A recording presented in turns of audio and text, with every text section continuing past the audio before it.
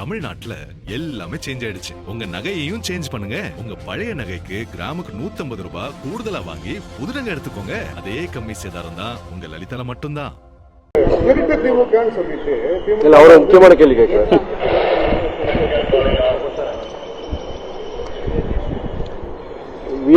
வியட்நாம்ல வந்து அந்த படகு விபத்துல கிட்டத்தட்ட 15 பேர் இறந்திருக்கிறாங்க. 10 பேர் தமிழகத்தை சார்ந்தவங்க. அதுல 3 பேர் நம்மளுடைய திருச்சியை சார்ந்தவர்கள். பாலாஜி, அழகுராஜ், ஷேக் அப்துல்லா என்ற 3 பேர் திருச்சியை சேர்ந்தவர்கள். அவங்களும் இந்த படகு விபத்தில் இறந்திருக்கிறாங்க. வெளியுறவுத்துறை அமைச்சகத்துக்கு உடனே தகவல் சொல்லி இந்த இறந்தவங்களுடைய உடல்களை அவங்களுடைய ஊருக்கு கொண்டு வரதா இருக்கட்டும், அங்க சிகிச்சையில் இருக்கவங்களுக்கு உரிய அந்த சிகிச்சையை கொடுத்து அவங்க பத்திரபத்தி அவங்கள மறுபடியும் அவங்க தமிழ்நாட்டுக்கு கொண்டு வருங்கிற அந்த கோரிக்கையை வச்சிருந்த நாடு. செவ்வாய் புதன் இந்த 2 நாட்களுக்குள்ள இறந்தவங்களுடைய அந்த உடல் வந்துடும் சொல்லி அரசாங்கம் சொல்லியிருக்கிறாங்க. உங்களுக்குமே அது தெரியும் நினைக்கிறேன். முக்கியமா நம்ம சொல்றது என்னன்னா, இப்போ சில மாதங்களுக்கு முன்பு நீங்க நம்ம ஜபல்பூர்ல அங்க ஒரு படகு விபத்து இதே மாதிரி தான் கிட்டத்தட்ட பல பேர் இறந்தாங்க. இந்த விபத்து பார்த்தீங்கன்னா உங்களுக்கு அஜாக்கிரதை காரணமாக தான் சொல்றாங்க. அங்க அந்த படகு கவுந்தது சரி, கவுந்ததுக்கு அப்புறம் அந்த மீட்கப்பட்டவங்களுக்கு அந்த உரிய அந்த முதல் உதவி ஃபர்ஸ்ட் எய்ட்னு சொல்லுவாங்க, அது வந்து அந்த காலதாமதம் ஆனதுனால தான் இந்த இறப்புகளோட எண்ணிக்கை கூடியிருக்குன்னு சொல்றாங்க. சுற்றுலாவுக்கு போற பயணிகள் வெளிநாடா இருந்தாலும் சரி, நம்ம உள்நாட்டில் போனாலும் சரி, ரொம்ப ஜாக்கிரதையா இருக்கணும். அந்த உரிய பாதுகாப்பு ஏற்பாடுகள் இருக்கான்னு நம்ம பார்க்கணும். நம்ம இந்தியாவில் நடந்த சில மாதங்களுக்கு நடந்த விபத்துல வந்து அந்த படகு விபத்துல அந்த இறந்தவங்க வீட்டுக்கு போகும்போது அதை தப்பிச்ச ஒரு சிறுவன் அவன் சொல்றான், எனக்கு அந்த லைஃப் ஜாக்கெட் வந்து எங்களுக்கு கொடுக்கல அப்படின்னு சொல்லிட்டு, படகு அது கவரும் போது அந்த தண்ணியில உள்ள வந்த பிறகுதான் அந்த லைஃப் ஜாக்கெட்டை கொடுத்துருக்குறாங்க. ஸோ இது போன்ற சாதாரண விஷயங்கள் எல்லாருமே இப்போ எல்லாருக்கும் கல்வி அறிவு இருக்கு, எல்லாம் பார்க்குறோம்.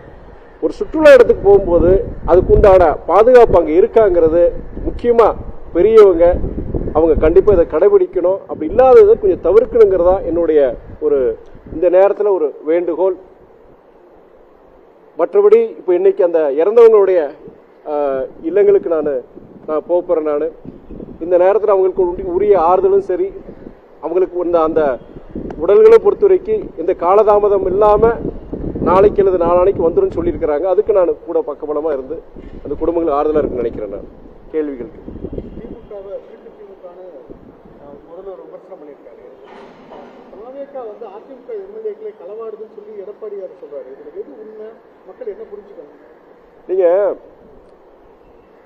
தாவேகா சகோதரர் விஜயோடைய அரசு அவங்க களவாடுறதுக்கு அவசியம் கிடையாது. ஓட்டுகளை களவாடினாங்களா? நான் கேட்கிற முதல் கேள்வி. உங்களுக்கே தெரியும், பத்திரிகையாளர் ஊடகவியலாளர் தெரியும், ஒவ்வொரு சட்டமன்ற தொகுதிக்கும் கிட்டத்தட்ட குறைஞ்சபட்சம் 20 கோடி, சில முன்னாள் அமைச்சர்கள் தொகுதியில 80-100 கோடி. நான் பேரெல்லாம் சொல்ல விரும்பல, எல்லாருக்கும் தெரியும். அப்படி நீங்க கூட்டணி கட்சிகள் நாங்க மதிமுக உட்பட நாங்க எல்லா இடங்களையும் பொறுத்த வரைக்கும் குறைஞ்சபட்சம் 20 கோடி போட்டீங்க. 234 போட்டீங்கன்னா எவ்வளவு, எத்தனாயிரம் கோடிகள். அதை பயன்படுத்தி அவங்களால வெற்றி பெற முடியல. வாக்குகளுக்கு ரூபா கொடுத்தியும் அதை பெற முடியல, தோத்தாங்க. அதுக்கப்புறம் சட்டமன்ற உறுப்பினர்களை விலைக்கு வாங்குற முயற்சியில் ஈடுபட்டாங்க. அது மாத்திரம் இல்லாம யாருமே ஒரு நம்ப முடியாத ஒரு சூழ்நிலை நம்ம பார்த்தோம். என்ன, திமுகவும் அதிமுக சேர்ந்து ஒரு ஆட்சி அமைக்கிறதுக்கு முயற்சி, அதுல பாஜகவும் சேர்ந்து இருந்தது. இப்படிப்பட்ட ஒரு முயற்சி பார்க்கும்போது அது திமுக தோழரும் ஏத்துக்கல, அதிமுக தோழரும் ஏத்துக்கல. அதிமுக இன்னைக்கு பல சட்டமன்ற உறுப்பினர்கள் ராஜினாமா பண்றதுக்கு முக்கிய காரணம், முதல் காரணம் திமுகவோட ஒரு ரகசிய கூட்டணி. அதை அவங்களால ஏத்துக்க முடியல. அதிமுக தலைவர் அண்ணன் எடப்பாடி எடுத்த முடிவை எந்த ஒரு உண்மையான ஒரு அண்ணா திராவிட முன்னேற்ற கழக தொண்டர் சரி, நிர்வாகியும் அதை ஏத்துக்க முடியல அவங்களால. அதன் அடிப்படையில் தான் இன்னைக்கு நீங்க பல அதிமுகவுடைய சட்டமன்ற உறுப்பினர்கள் ராஜினாமா பண்ணியிருக்காங்க.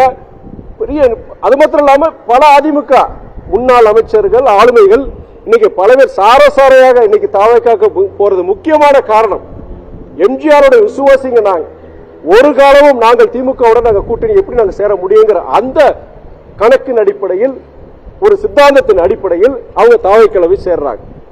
இது ஒரு பக்கம்.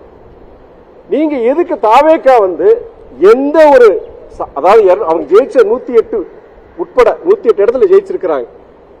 சாமானியர்கள், ஆட்டோ ஓட்டுறவங்க, தண்ணிக்கேன் போடுறவங்க, பல பேர், பல எளியவர்கள். 1967 இந்த மாற்றம் நடந்தது. அப்படிப்பட்ட பல பேர் இன்னைக்கு ஜெயிச்சிருக்காங்க. ஓட்டுக்கெல்லாம் காசு கொடு, காசு இல்ல அவங்ககிட்ட. அவங்க எதுக்காண்டி இன்னைக்கு காசு கொடுத்து எம்எல்ஏக்கள் இது பண்ணணும்? சரி, எங்களுடைய சட்டமன்ற உறுப்பினர், மதிமுக சட்டமன்ற உறுப்பினர்கள் 2 பேர், அவங்க இன்னைக்கு எங்க சின்னத்தில் நாங்க போட்டி போட்டிருந்தோம்னா, கட்சி தகவல் அந்த சட்டத்தின்படி ஒண்ணு அவங்க சட்டப்படி நடவடிக்கை எடுத்திருக்கலாம், இல்ல அதற்கு பயந்துகிட்டு அவங்க போகாம இருந்திருப்பாங்க. இன்னைக்கு அவங்க இன்னைக்கு விலை போயிட்டாங்க.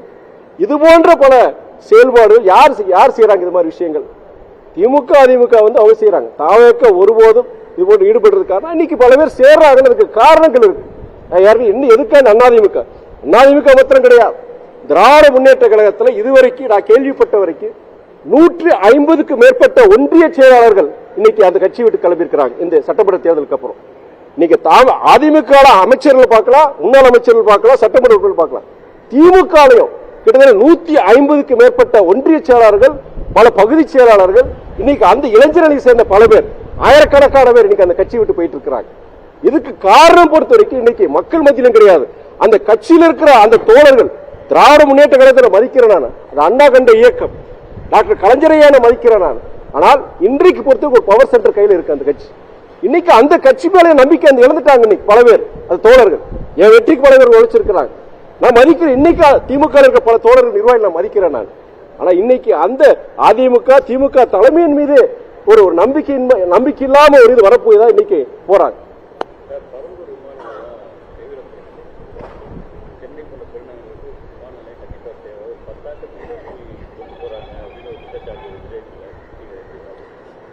இது ஒரு வேடிக்கையான ஒரு கேள்வி.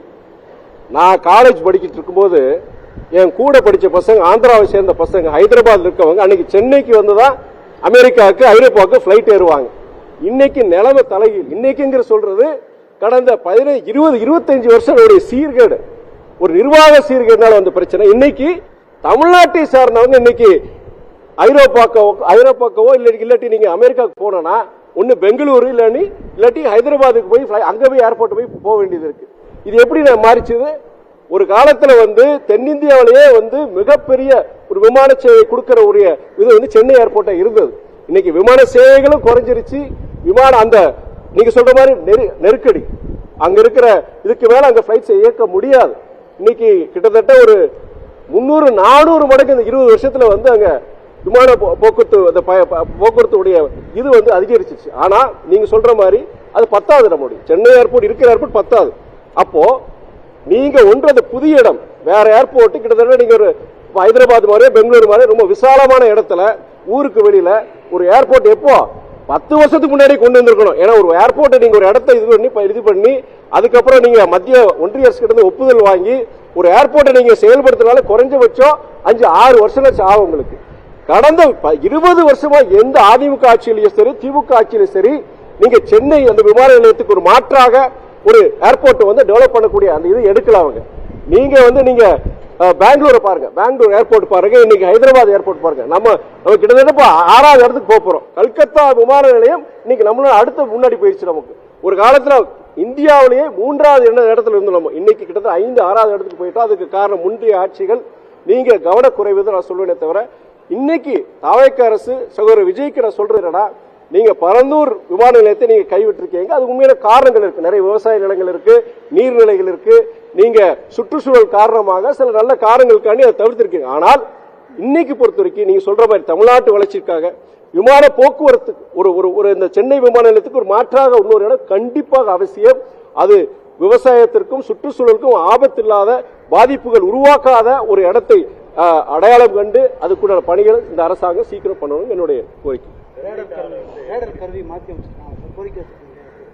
ரேடார் நீங்க சொல்ற அந்த டவர் பொறுத்த வரைக்கும் ஃபர்ஸ்ட் அதுல ஹைட் ஒரு ப்ராப்ளம் இருந்ததுங்க. அதை இது பண்ணி சரி செஞ்சு இப்போ ஹைட் இன்க்ரீஸ் பண்ணிட்டாங்க. மற்றபடி அதை காலதாமதம் இருக்காதுங்க, சீக்கிரம் கொண்டு வந்துருவாங்க.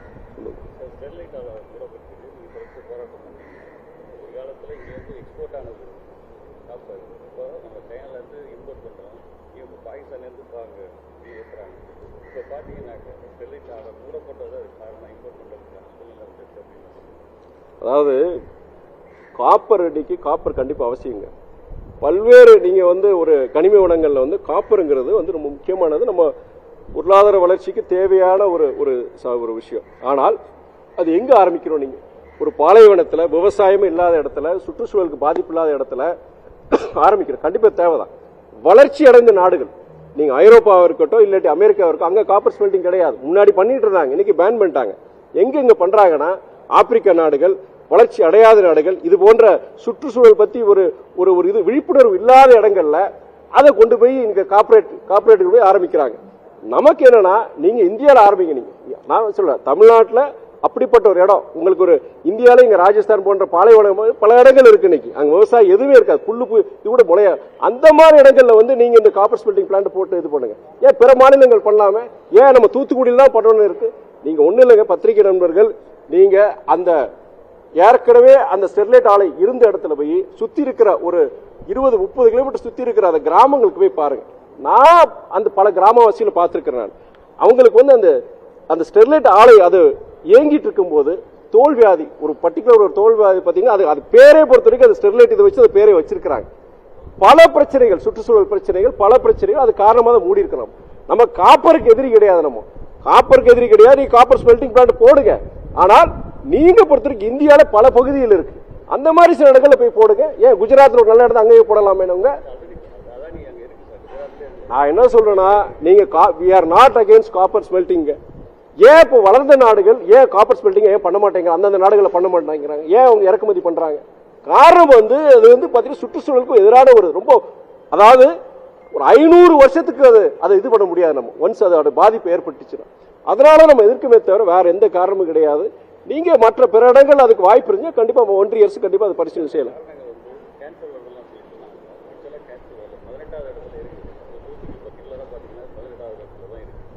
அதாவது நீங்க கேன்சர் மாத்திரம் கிடையாதுங்க, கேன்சர் மாத்திரம் கிடையாது. நான் ஏற்கனவே சொல்ற மாதிரி தோல்வியாதிகள், சுவாச, அதாவது நீங்க நுரையீரல் பிரச்சனைகள், பல பிரச்சனைகள் இருக்கு. நீங்க அது இல்லாம நீங்க மாசுக்கு அதாவது நீங்க மண்ணும் சரி, அந்த இருக்கிற தண்ணீர், அந்த நிலத்தடி தண்ணீர் சரி, பல பாதிப்புகள். அது நீங்க ஏற்கனவே உயர்நீதிமன்றத்தில், உச்ச நீதிமன்றத்தில் எல்லா டேட்டாவோட நாங்க ப்ரூவ் பண்ணதுதான். இதெல்லாமே பாதிப்பு இருக்குதுதான். சரி, ஏங்க நீங்க நான் ஒண்ணு கேட்கிறேன், குஜராத்ல அதை போட சொல்ல எதுக்கு முதல்ல அதை இது பண்ணாங்க? அதுக்கு பிறகு மகாராஷ்டிரா போட சொல்றாங்க, லைசன்ஸும் வாங்கிட்டாங்க. மகாராஷ்டிரா அந்த அரசாங்கமே வேண்டான்னு சொல்லி இது பண்ணாங்க. ஏன் அந்த அரசாங்கங்கள் பிற மாநிலங்கள் வந்து அது வேண்டான்னு சொன்னது நம்ம தமிழ்நாட்டுக்கே கொண்டு வந்துடணுமோ? பிற மாநிலங்கள் வேண்டான்னு சொல்ல பேர் கடைசி கொண்டு வந்தாங்க இன்னைக்கு. அது இல்லை, நான் என்ன சொல்லனா, சுற்றுச்சூழலுக்கு பாதிப்பு இல்லாம நீங்க இந்த மாதிரி அதாவது ஏற்கனவே சொல்ல மாதிரி ஏற்கனவே அங்க ஒரு விவசாயம் எதுவும் இல்லாம இடத்துல அது மாதிரி சுற்றுச்சூழல் பாதிப்பு இல்லாத இடத்துல போடுங்க. நீங்க தூத்துக்குடியில போடக்கூடாதுன்னு நாங்க சொல்றோம்.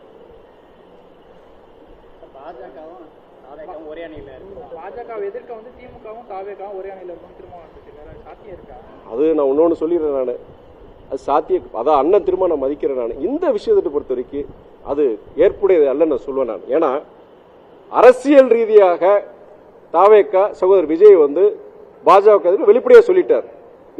நிர்வாக காரணம் நமக்கு மாநில ஒன்றிய, அதாவது ஒரு ரிலேஷன்ஷிப் இருந்தாதான் நம்ம தமிழ்நாட்டுக்குள்ள நீதி திட்டங்கள் தேவை. ஆனா அரசியல் ரீதியாக, சித்தாந்த ரீதியாக தாவேக்கா எதிர்க்கும் நம்முடைய முதலமைச்சர் தெளிவா சொல்லியிருக்கிறார். அதே ரீதியை பொறுத்த வரைக்கும் நீங்க இந்த சட்டமன்ற தேர்தல் முடிஞ்சதுக்கு அப்புறம் அதிமுக கூட்டணி, பாஜக அதிமுக கூட்டணி கூட ஒரு பேச்சுவார்த்தை நடத்தினது யார் நடத்தினாங்க? திமுக நடத்தினாங்க. அப்படிப்பட்டவங்க எப்படி அவங்க பாஜக எதிர்க்க முடியும்? நான் கேட்கிற கேள்வி அதுதான். அது வந்து இன்னைக்கு உங்களுக்கு பத்திரிகை உங்களுக்கு தெரியும், இன்னைக்கு மறுக்கிறாங்க. நீங்க ஐயுஎம்எல் தலைவர், முஸ்லீம் லீக் தலைவர் மாமா அவரா இருக்கட்டும், நீங்க கம்யூனிஸ்ட் பொது உடைமை இயக்கத்தை சார்ந்த தோழர்களா இருக்கட்டும், இன்னைக்கு பத்திரிகையில் மூத்த பத்திரிகை எல்லாருக்கும் என்ன நடந்ததுன்னு தெரியும். நீங்க அதிமுக பாஜக கூட்டணியோட பேசி ஒரு ஆட்சியை கொண்டு வர முயற்சி பண்ணாங்க. அவங்க எப்படி பாஜக எதிர்க்க முடியும்? அந்த கூட்டணி எப்படி தாவேக்காவும் திமுகவும் எப்படி இருக்க முடியும்? ஒருபோதும் நடக்காது, சாத்தியப்படாது. இல்ல நீங்க கூட்டணி சொல்றீங்க இல்லையா, அதாவது பாஜக எதிர்க்கிறதுக்காண்டி தேசிய அளவில் தாவேக்காவும் திமுகவும் ஒரே அணியில் இருக்கலாம்னு சொல்றீங்களா, அது வந்து சாத்தியப்படாதுன்னு சொல்றேன். அதாவது தேர்தலுக்கு அப்புறம் என்ன நடந்தது அதை வச்சு நீங்க செய்தியை போடுங்க.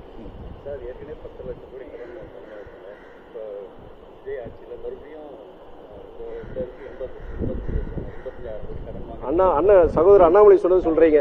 80,000 அடுத்த வருஷம் 85,000 கோடி வாங்குவாங்க. அந்த ஆட்சி முடியறதுக்குள்ள 15 லட்சம் கோடி கடனா உயரும் சொல்றீங்க. அதானே சொல்றீங்க?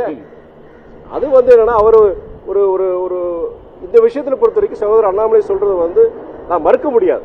ஏன்னா ஒரு கடுமையான ஒரு கடன் இருக்கு, கடன் சுமை. அதே நேரத்தில் நீங்க மாநிலத்துக்கு பொறுத்த வரைக்கும் இன்னைக்கு நிதி தேவைப்படுது, அதுக்கு கடன் வாங்கக்கூடிய ஒரு சூழ்நிலை ஏற்படலாம். அதான் அதே நேரத்தில் கடன் மாத்திரம் கிடையாது, சிறப்பான ஒரு நிதி மேலாண்மை மூலியமா நீங்க பல கனிம வளத்தை பொறுத்த வரைக்கும் நீங்க ஏகப்பட்ட தப்பு நடந்திருக்குன்னு சொல்றாங்க.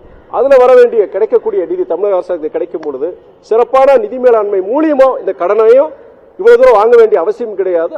அதை வச்சு அவங்க இது பண்ண. ஆனா கடனை வாங்கக்கூடிய சூழ்நிலை வரலாம். அது 15 லட்சம் கடனா ஆகக்கூடாதுங்கிற என்னுடைய விருப்பம். தமிழ்நாட்டில் காவல்துறையை தவிர மற்றவர்களெல்லாம் லஞ்சம் உங்களுக்கு குறைஞ்சிருக்குன்னு சொல்றாங்க. அது 100% உண்மை. அதாவது பார்ட்டி ஃபண்டு, இந்த ஃபேமிலிக்கு ஃபண்டு, அந்த ஃபேமிலிக்கு ஃபண்டு, அது இன்னைக்கு கிடையாது. அதாவது பியூரோக்ராட்ஸ் மத்தியில் அது சில இடங்கள் நடக்கதான் செய்யுது. நம்ம 100% போலன்னு சொல்லலாம், அது நடக்கலன்னு சொல்ல முடியாது. ஆனா அரசியல் ரீதியாக முன்னாடி பொறுத்த வரைக்கும் அந்த மாதிரி ஒரு தவறுகள் நடக்கல. ஒரு நல்ல திசையை நோக்கி நம்ம பயணிச்சுட்டு இருக்கோம். லஞ்சமில்லாத ஒரு தமிழ்நாடுக்கு உண்டான அந்த திசையை நோக்கி தான் இந்த அரசாங்கம் பயணிச்சுட்டு இருக்கிறது. அதை நான் 100% சொல்ல முடியும். அவருடைய ஆசை. அவர் என்ன சொல்லியிருக்கிறாருன்னா, இன்னைக்கு அவர் இந்த அமைப்பு பொறுத்த வரைக்கும் ஒரு சீர்திருத்த சமுதாய சீர்திருத்த அமைப்பா அவருடைய வீதி லீடர்ஸ் ஒரு அமைப்பு ஆரம்பிச்சிருக்காரு. வாழ்த்துக்கள், தப்பு கிடையாது. அவருடைய முதல் மாநாடு போதையில்லா தமிழ்நாடுங்கிற ஒரு அந்த பேர்ல ஒரு மாநாடு நடத்திருக்கிறாரு. வாழ்த்துக்கள், நல்ல விஷயத்த அவர் சொல்லியிருக்கிறார். அதே நேரத்தில் பெண்கள் அடுத்து பொறுத்த பெண்கள் பாதுகாப்பு, அதே நேரத்தில் உங்களுக்கு சுற்றுச்சூழல் சம்பந்தமான ஒரு விழிப்புணர்ச்சி, இதெல்லாம் நல்ல விஷயங்கள். பிற அரசியல் இயக்கங்கள் செய்யாத சொல்லாத அவர் சொல்லியிருக்கிறார். நான் நல்ல விஷயங்களை பார்க்கிறேன். நான் யாரு நல்ல விஷயங்கள் செஞ்சாலும் சொன்னாலும் நல்ல விஷயம் நான் பார்க்கிறேன். நான் சகோதரர் அண்ணாமலைக்கு என்னுடைய வாழ்த்துக்களை சொல்லிக்கிறேன். அதே வேளையில 2031 ஒரு ஆட்சி மாற்றம் ஏற்படும் அவர் சொல்லியிருக்கிறார். அவருடைய ஜனநாயகத்தில் இன்னைக்கு ஒரு அரசியல், அது ஒரு நாளைக்கு பின்னாட்கள் அது ஒரு அரசியல் அமைப்பை நான் மாத்துவேன்னு சொல்றாரு. அவர் நாளைக்கு அரசியல் அமைப்பு மாறும்பொழுது ஒரு தேர்தலில் போட்டியிடலாம், நாங்கள் வெற்றி பெறலாம். தன்னுடைய அமைப்பு கட்சியில சேர்றவங்களுக்கு சேர நினைக்கிறவங்க ஒரு நம்பிக்கை விட்டுறதுக்காண்டி அவர் சொல்லியிருக்கிறார். அது தவறு கிடையாது. நீங்க நாங்க இன்னைக்கு சகோதரர் விஜயோட இந்த கூட்டணியில் இருக்கிறோம். தமிழ்நாட்டில் ஒரு இல்லாத ஒரு மாற்றத்தை கொண்டு வந்திருக்கிறார். சாதி மத அரசியலுக்கு அப்பாற்பட்டு ஒரு பண அரசியலுக்கு ஒரு முற்றுப்புள்ளி வைத்து, ஐயா மூப்பனார் செய்ய முடியாத, தலைவர் வைகோ செய்ய முடியாத, புரட்சி கலைஞர் காலஞ்சென்று அண்ணா விஜயகாந்த் செய்ய முடியாத இன்னைக்கு சகோதரர் விஜய் செஞ்சிருக்கிறாரு. இந்த மாற்றம் பாதுகாக்கப்பட வேண்டும், இந்த மாற்றம் தொடர வேண்டும். இதுல நாங்க சகோதரர் விஜயோட நாங்க பயணிக்கிறோம். இது அதனால நாங்க கூட்டணி நாங்க இன்னைக்கு பொறுத்த வரைக்கும் நாங்க ஒரு நல்ல ஒரு விஷயம் நடந்திருக்கு. நாங்க இந்த கூட்டணி நாங்க தொடரணும். நீங்க விஜயும் சகோதரர் விஜயும் அண்ணாமலை செய்யறதுக்கு அது நீங்க அவர் சகோதரர் அண்ணாமலை கிட்ட தான் கேட்கணும். நீங்க அப்படி நல்ல எண்ணம் கொண்டவங்க சேர்றது தப்பு கிடையாது, தப்பு கிடையாது. ஏங்க யார் சொல்றது? யார் அது? யாரும் சொல்லுங்க. நிறைய பேர் அரசியல் இயக்கங்கள் சொல்லுங்க, அரசியல் இயக்கங்கள் சொல்லுங்க, குறிப்பிட்ட தலைவரை சொல்லுங்க, நான் சொல்லலாம், அது கருத்து சொல்லலாம். யார் சொன்னது? ஏங்க எல்லாரும் பாக்குறாங்க, எல்லாரும் பாக்குறாங்க. அவர் அந்த இயக்கத்தில் இருந்திருக்கிறாரு. Every saint has a past and every sinner has a future. ஆங்கிலத்தில் ஒரு பழமொழி. ஒவ்வொரு ஒரு புனிதமானவருக்கும் ஒரு கேடுகட்ட வரலாறு உண்டு. ஒரு கேடுகட்டவனுக்கும் ஒரு நல்ல ஒரு சீர்திருத்தமான ஒரு சீர்திருத்தம் ஆகி ஒரு நல்ல ஒரு புனிதமான ஒரு எதிர்காலம் அவன் அமைச்சுக்கலாம். அப்படிங்கிறப்ப அதோட முடிச்சுக்கிறாரு. தமிழ்நாட்டுல எல்லாமே சேஞ்ச் ஆயிடுச்சு. உங்க நகையையும் சேஞ்ச் பண்ணுங்க. உங்க பழைய நகைக்கு கிராமுக்கு 150 ரூபாய் கூடுதலா வாங்கி புது நகை எடுத்துக்கோங்க. அதே கம்மி சேதாரம் தான் உங்க லலிதால மட்டும்தான்.